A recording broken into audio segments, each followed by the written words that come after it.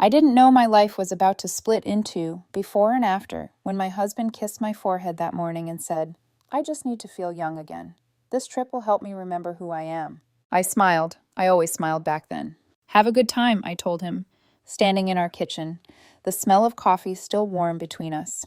I watched him wheel his suitcase out the door, watched the taillights disappear down the street, and told myself that trust was what marriage was built on. 6 hours later, everything I believed collapsed. I'm Emma, 35 years old, a project coordinator in commercial construction, married for 6 years to Daniel, a man everyone described as charming, restless, and impossible not to love. He was the social one, the dreamer, the one who said our life had become too comfortable. He said he was going on a 2-week guys' trip to Florida with friends. Space, sunshine, time to reconnect with himself. What I didn't know, what I couldn't have imagined, was that those same friends were still in town, drinking at the same bar they'd always gone to, laughing under fluorescent lights while my husband was supposedly walking beaches hundreds of miles away. I didn't know that his trip was actually a hotel room shared with Riley, his ex from college, the woman he once told me not to worry about, the woman he said was ancient history. I didn't know that while I was folding his laundry, answering his texts, sleeping alone in our bed, he was rewriting our marriage in secret. And I definitely didn't know that 12 days later, I would be standing in a sports bar, heart pounding so loudly I couldn't hear my own thoughts, watching guilt drain the color from familiar faces, faces that had smiled at me at my wedding.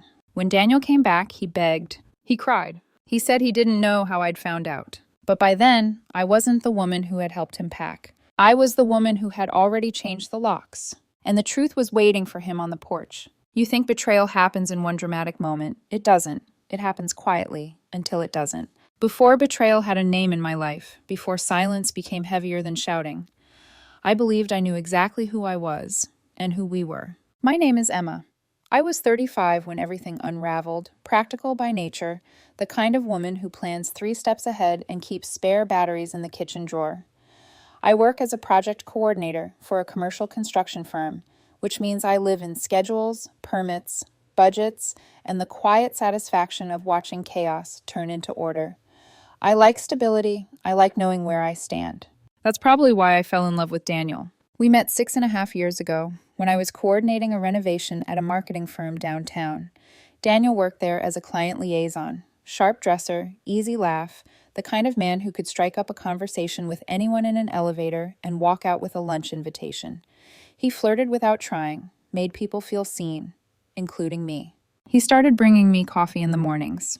"You look like someone who survives on caffeine and deadlines," he joked, setting the cup down next to my clipboard. I told myself not to mix work and personal life. He ignored that boundary with a grin. Daniel was energy where I was structure. He talked about travel, about living fully, about not wanting to wake up one day feeling like life had passed him by. I talked about building something solid, about shared goals, about the comfort of coming home to the same person every night. Somehow, those differences felt complementary instead of dangerous. We dated for 2 years before he proposed. He planned it carefully. Sunset, ring trembling in his hand, voice cracking just enough to feel real. I said yes without hesitation. Looking back, I wonder if hesitation would have saved me, but at the time, it felt right. Safe. Earned. Our marriage wasn't explosive or dramatic. It was steady. We bought a house 2 years in, nothing extravagant, but ours, painted the walls together, argued over light fixtures, learned which silences meant I'm tired and which meant I'm hurt. We didn't have kids yet. We said we were waiting until things felt more settled, even though part of me knew Daniel was afraid of feeling trapped. He had friends he'd known forever, Matthew, Aaron, and a guy he occasionally mentioned named Jordan, someone I'd never actually met. Matthew was married. Aaron had been with his girlfriend for years. These were men who came to our barbecues, drank beer on our patio, clapped Daniel on the back, and called him lucky. I believed them. Daniel's family liked me well enough. His mother had opinions, she always did, but she'd say things like, "You keep him grounded," as if that were both compliment and warning. Sometimes I felt like the adult in the room, the one responsible for keeping things from spinning out. I didn't resent it. I thought that was partnership. There were signs, though, small ones, easy to excuse. He'd grown restless over the past year, talked about feeling too young for routine, Said our life was good but lacked spark. He used that word a lot. Spark. As if it were something external I was supposed to provide instead of something he needed to tend himself. I noticed him texting more, turning his phone face down, laughing at messages he didn't share. When I asked, he'd shrug. Just the guy's being stupid. And then there was Riley, his ex from college. The one he'd described as intense, dramatic, unforgettable, but not right for him. When she moved back to town 2 years ago, he told me immediately, framed it as transparency. "We're just friends," he said. "Ancient history." I believed him, because I wanted to. Because trusting him felt easier than questioning everything we'd built. When he announced the Florida trip, 2 weeks, all guys, last-minute planning, I told myself it was healthy. People needed space. People needed to feel alive. What I didn't realize was that space can also be where secrets grow.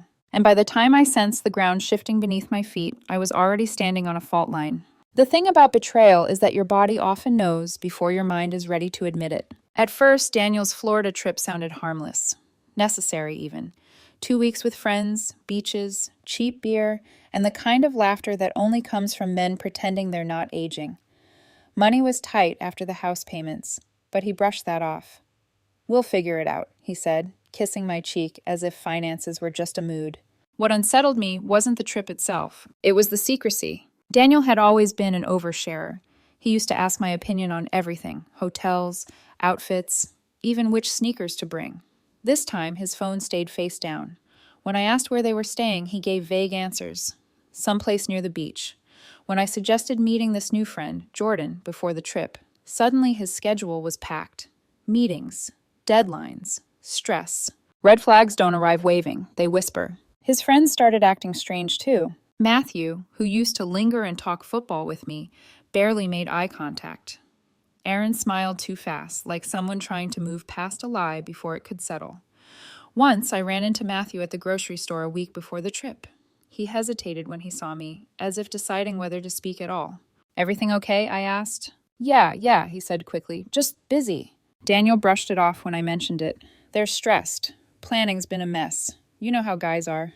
But then came the comments about space. He started saying he felt like he'd lost himself, that our marriage had become predictable, comfortable.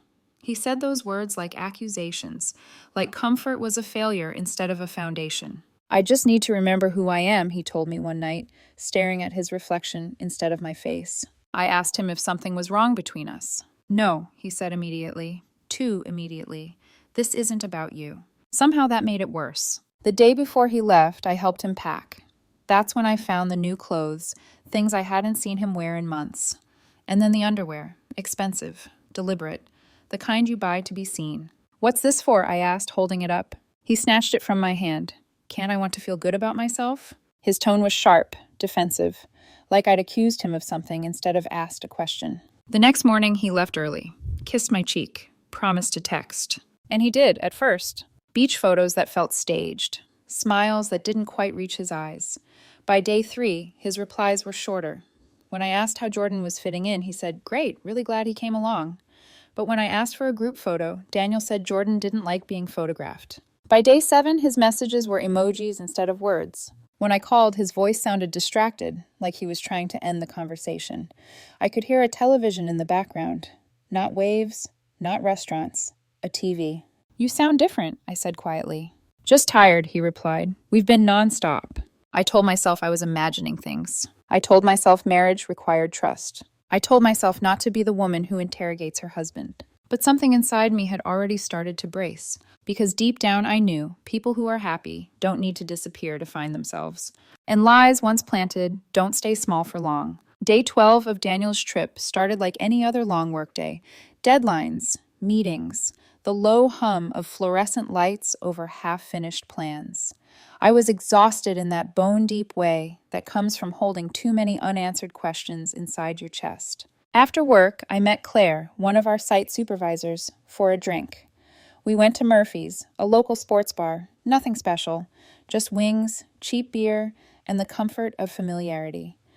It was the kind of place Daniel's friends liked, the kind of place where people didn't expect secrets to show up uninvited. Claire was talking about permit delays, something about an inspector who couldn't make up his mind, but I wasn't really listening. because across the room I saw them. Matthew, Aaron, and Aaron's girlfriend. All sitting together. All very much not in Florida. For a second, my vision warped, like when you stand up too fast and the room tilts. My brain refused to connect the dots, even as my body reacted before I could stop it. Heart pounding, hands cold, mouth dry. Matthew saw me. The color drained from his face so fast it was almost impressive. He froze mid-laugh, glass slipping from his fingers and shattering against the floor. I stood up. I didn't rush, I didn't shout, I just walked. Each step felt surreal, like I was watching myself from outside my body. Claire's voice faded behind me. All I could hear was my own heartbeat. "Emma," Matthew said when I reached the table, his voice trembling. "Hey." "Hey," I replied, calm in a way that scared even me. "How's Florida?" Silence slammed down like a door. Aaron stared at his drink. His girlfriend looked like she was going to be sick. Matthew swallowed hard. We came back early," he stammered. "All of you?" I asked. No one answered. That's when Aaron, who had never been good at lying, said, "Wait, I thought you guys weren't supposed to be back until Monday. You said the flight landed late." Matthew shot him a look sharp enough to cut glass. I exhaled slowly. "Where's my husband, Matthew?" And the man who'd danced at my wedding, who'd toasted our future, who'd hugged me when my father was in the hospital, he broke down, right there in Murphy's, shoulders shaking, tears spilling as people stared. "I'm so sorry," he sobbed. "I can't do this anymore." The room spun. Claire appeared at my side, steadying me without a word. "Then do what?" I asked quietly. "Tell me." Aaron finally looked up. His voice was barely audible. "He's with Riley." I felt something inside me collapse. Not loudly, not dramatically. Just a clean, quiet break. "Riley," I repeated. "Riley Carter?" Matthew nodded, tears streaking his face. "They never went to Florida." I left without another word. The drive home was silent. Claire offered to follow me, to come inside, to help me think. I thanked her and told her I needed space. I sat in my car for 20 minutes after pulling into the driveway, stared at the house Daniel and I had painted together, the porch light he'd insisted on, the life I thought we shared. My phone buzzed. Messages from Matthew, from Aaron. Apologies, explanations, promises that Daniel said I'd understand if I knew the whole story. I deleted them all. What I felt wasn't heartbreak. It was clarity. Cold, focused, absolute. I called a locksmith. By midnight, every lock on the house was changed. And when Daniel landed and turned on his phone, the life he left behind was already sealed shut. People imagine betrayal as screaming, broken plates, collapsing onto the floor. What I felt was quieter. After the locksmith left, I moved through the house like a ghost. Methodical, detached. I packed Daniel's clothes first, then his shoes, then the things that had always irritated me, the half-used colognes, the self-help books about finding your authentic self, the collection of novelty mugs he never used. I folded everything neatly, placed it in boxes, and lined them up on the porch like evidence. I left a note. "Matthew told me about Riley. Your things are here. Do not come inside." Then I slept. Not well, but deeply enough to reset something inside me. At 6:07 a.m., my phone exploded. 17 missed calls, texts stacking on top of each other, confusion, anger, panic. Why are my things outside? "Emma, what the hell is going on? Please call me back. You're scaring me. I can explain." The last message simply said, "We need to talk." I stared at the screen for a long time before replying.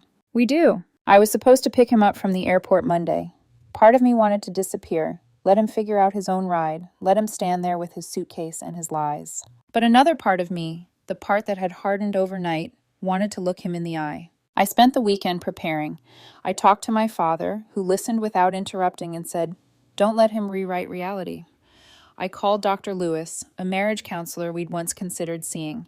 He told me the same thing. Listen, but don't let him minimize what you already know. Monday afternoon, I watched through the living room window as Daniel pulled up in a rideshare. I watched him try his key. I watched his shoulders sag when it didn't work. I watched him see the boxes. When he knocked, I opened the door, but I didn't step aside. "Emma," he said, eyes red, voice breaking. "Please, let me explain." "Explain what?" I asked calmly. "How you spent 2 weeks with your ex while I thought you were in Florida." He started crying immediately. Said it wasn't like that it started as talking. That Riley was going through a hard time, that he hadn't meant for anything to happen. "Talking doesn't require fake trips," I said. He tried to shift it, said I wouldn't understand, that I got jealous, that he needed time to figure out his feelings. "You're married," I replied. "What you should have figured out was loyalty." He begged to come inside, said 6 years couldn't end like this, that he chose me. "Where is she?" I asked. Silence. "Where is Riley, Daniel?" "At the hotel." I laughed then, a short, disbelieving sound. "Separate rooms?" His face crumpled. I told him I wasn't stupid. Trusting, yes. Naive, maybe, but not stupid.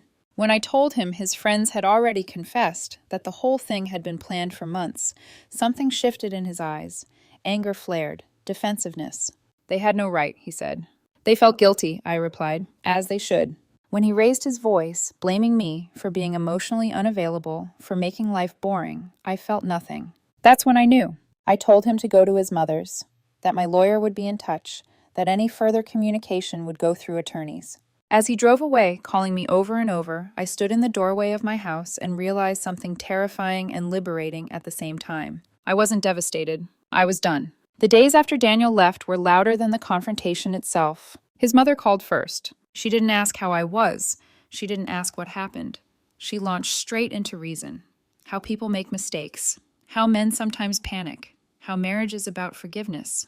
"Sometimes women need space to figure things out," she said, as if that explained a 2-week affair disguised as a vacation. I told her calmly that her son had figured plenty out in a hotel room with his ex. She hung up on me. Daniel's messages kept coming, long paragraphs swinging between remorse and accusation.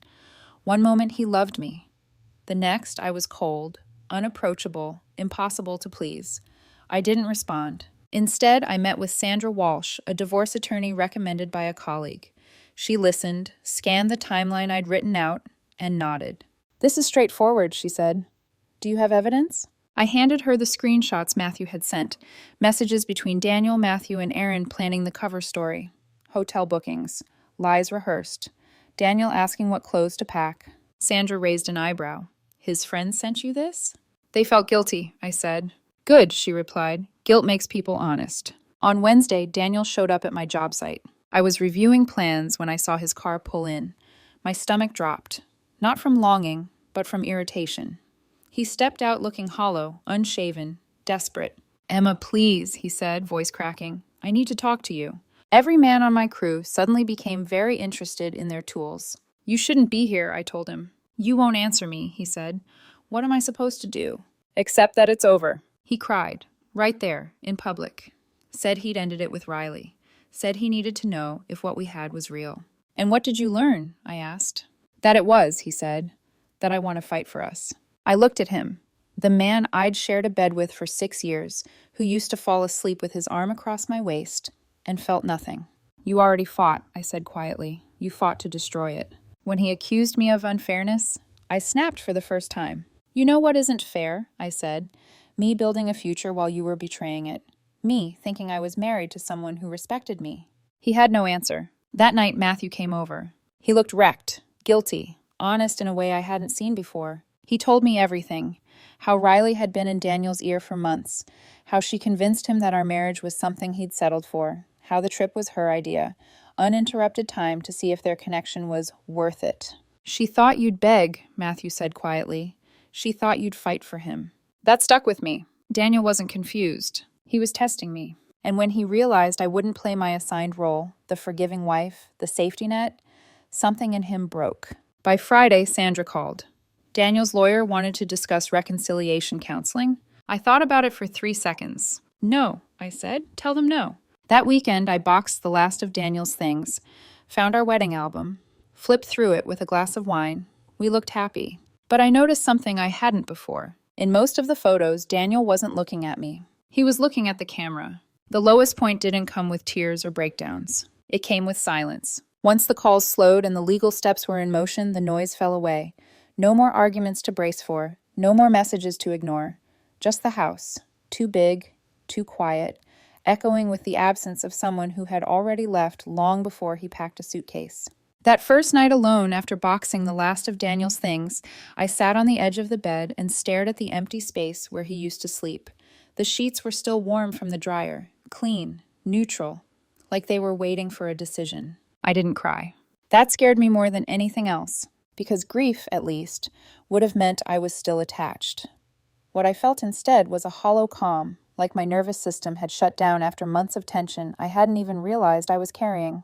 I walked through the house touching familiar objects: the chipped mug he loved, the couch where we'd watched entire seasons of shows we never finished, the stupid, expensive light fixture we'd argued over for weeks. Every room held memories, but none of them reached me. That's when the doubt crept in. Was I too cold? Should I have tried harder? Did I end things too quickly? I replayed conversations from the past year, searching for missed signals, nights when he said he was tired, mornings when he seemed distant. I wondered if my steadiness had become invisibility, if my reliability had been mistaken for indifference. At 2 in the morning, I sat on the kitchen floor and finally let myself feel it. Not sadness, but betrayal. The deep, cutting realization that the person who promised to protect me had instead rewritten our reality behind my back. I wasn't just mourning a marriage. I was mourning the woman I'd been inside it. The one who trusted easily. The one who believed consistency was enough. The one who thought love meant staying even when things got uncomfortable. I slept poorly for days. Ate when I remembered. Answered work emails on autopilot. Friends checked in, careful not to push. My father called every night just to ask if I'd eaten. One evening, I found myself standing in front of the mirror, studying my reflection like I was meeting myself for the first time. I looked older, sharper, like something had been stripped away. And then the fear hit. What if this was it? What if this quiet wasn't healing, but emptiness? I sank onto the couch and pressed my hands into the cushions, grounding myself in something solid. I reminded myself why I'd done this. Not out of spite, not out of pride, but because staying would have meant shrinking. And I had already given enough of myself to a man who treated loyalty like an inconvenience. That night, I made a decision, not about the divorce, but about myself. I would not beg to be chosen. Not now, not ever again. The shift didn't happen all at once. There was no dramatic sunrise, no sudden clarity that made everything feel okay. It began quietly, on an ordinary Tuesday morning, when I woke up and realized the knot in my chest wasn't the first thing I noticed anymore. I noticed the light instead. It filtered through the curtains in soft, pale stripes, landing on the hardwood floor Daniel had once insisted on installing himself. I used to see that floor and remember his pride, the way he'd paced back and forth, checking for flaws. That morning, I just saw a floor. I made coffee and drank it slowly, standing by the window. No rushing, no checking my phone to see if he'd texted, no bracing myself for a mood that wasn't mine to manage. For the first time in a long time, the day felt open. I started small. I cleaned out the closet and donated clothes I'd kept because he liked them. I changed the sheets to a color he'd called too bright. I moved the furniture an inch to the left simply because I could. Each small act felt like reclaiming territory. Then I did something I'd been avoiding. I told the truth. Not the polite version, not the softened one, the real one. When friends asked how I was, I didn't say, "I'm fine." I said, "I'm angry, and I'm relieved, and I'm still figuring it out." Instead of awkward silence, I got understanding. Stories, confessions. People opened up about their own endings, their own moments of choosing themselves too late, or just in time. I scheduled therapy. I went to the first session with my arms crossed, convinced I didn't need it. By the end, my throat ached from saying things out loud I'd never admitted to myself. How often I'd minimized my needs, how I'd confused patience with self-erasure, how I'd been proud of being low maintenance. The therapist asked me a question that lingered for days. When was the last time you felt chosen by yourself? I didn't have an answer, so I went looking for one. I returned to things I'd abandoned quietly over the years. Morning walks with no destination. Cooking meals that took time instead of shortcuts. Music that didn't need to be played softly to avoid irritation. I stopped explaining my decisions to people who weren't living my life. And slowly, almost imperceptibly, the quiet changed. It stopped feeling like loss. It started feeling like space. One afternoon, while sorting paperwork, I found our wedding photo tucked into an old folder. For a moment, my chest tightened. The version of me in that picture looked hopeful, so sure. I didn't tear it up. I didn't cry either. I slid it back into the folder and closed it gently, like you would a chapter you don't regret, but no longer need to reread. That night, I wrote a list. Not of what I'd lost, but of what I refused to lose again. My voice, my standards, my peace. The divorce wasn't finalized yet. There were still conversations ahead, still logistics, still moments that would sting. But for the first time since everything fell apart, I wasn't waiting for the pain to end. I was building something new inside it. And that's when I knew this wasn't the end of my story. It was the point where it finally became mine. Daniel didn't understand at first, even after I changed the locks, even after I stopped answering anything that wasn't about logistics, even after the papers were filed. He thought this was a phase. That's the arrogance of someone who has always been forgiven. The first time he showed up unannounced, it was raining. Hard. The kind of rain that soaks through your clothes and makes everything feel heavier. I watched him through the peephole for a long moment before opening the door. He looked smaller, not physically, but stripped of the confidence he used to wear like armor. "Emma," he said, voice cracking, "please, I just need to talk." I stepped outside and closed the door behind me. That alone stunned him. We stood on the porch, rain dripping off the edge of the roof, silence stretching between us. "I made a mistake," he said quickly, like he'd rehearsed it. "I wasn't thinking. I was scared of getting older, of us getting boring. Riley didn't mean anything." I nodded slowly. "I know," I said. He blinked. "You do?"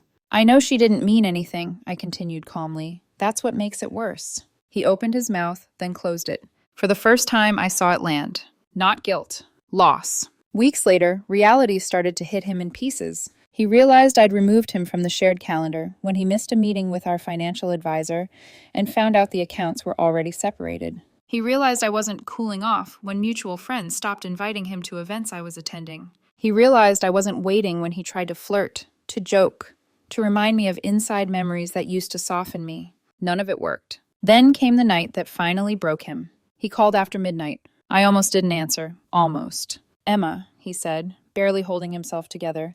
"I went back to the hotel, the one from the trip." I stayed silent. I thought maybe, if I stood there, I'd feel something different. Regret. Closure. Something that made this feel fixable. His laugh was hollow. "It was just a room." Yes, I thought. Just like she was just a distraction. Just like I was just someone he assumed would stay. "I lost you," he whispered. I didn't rush to comfort him. I didn't tell him it would be okay. "I know," I said. That was the moment he truly understood. Not because I was cruel, but because I was done explaining. The divorce finalized quietly a month later. No dramatic courtroom scene. No last-minute confession. Just signatures and the sound of something ending exactly as it should. As he stood to leave, Daniel paused. "You were the best thing in my life," he said. I met his eyes, steady and unflinching. "I know," I replied. "That's why I didn't fight to stay." He nodded, tears finally spilling. And for the first time, his pain wasn't something I felt responsible for. I walked out into the sunlight alone. Not abandoned. Not broken. Free. A year later, my life looks nothing like it used to. And everything like it should. I moved out of the house first. Not because I had to, but because I wanted to choose my next chapter intentionally.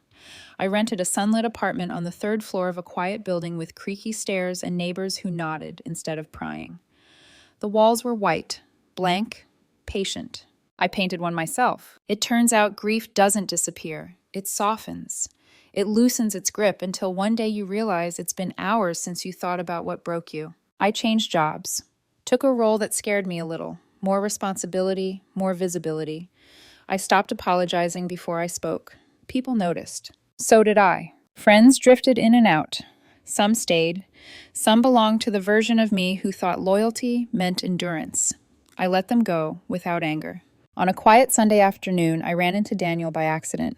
A grocery store, the produce aisle, of all places. He looked tired, older, like someone who had finally stopped running but hadn't learned how to stand still yet. He smiled when he saw me, not hopeful, just human. "You look good," he said. "Thank you," I replied. "So do you." It was true, in a different way, less polished, more real. We talked for 5 minutes, about nothing important. Work, the weather, the awkwardness of bumping into people from your past. Then he said, "I'm sorry." Not the kind of sorry that wants something back, the kind that understands. I studied his face. "I believe you," I said. And that was it. No closure speech, no swelling music, just two people acknowledging that the story they shared had reached its natural end. I didn't feel triumphant. I felt complete. That night, I sat on my balcony with a glass of wine, city lights blinking in the distance. I thought about the woman I had been, the one who smiled through doubt, who confused love with sacrifice, who waited for someone else to choose her. I raised my glass to her. She did the best she could with what she knew. And I promised myself this: never again will I shrink to keep someone comfortable. Never again will I mistake silence for peace. Never again will I abandon myself for the illusion of togetherness. Some endings are losses, others are rescues. This one was both, and that's how my marriage ended. Not with revenge, not with bitterness, but with a woman finally choosing herself.